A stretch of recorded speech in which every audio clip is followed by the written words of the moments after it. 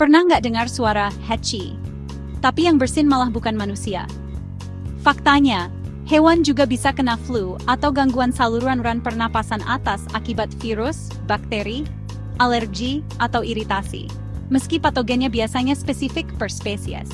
Selain anjing dan kucing, hewan yang bisa bersin antara lain kuda, biasanya karena debu kandang atau infeksi respiratori, kelinci yang sering kena snuffles akibat bakteri, dan burung seperti ayam atau burung peliharaan yang bersin saat saluran napasnya teriritasi.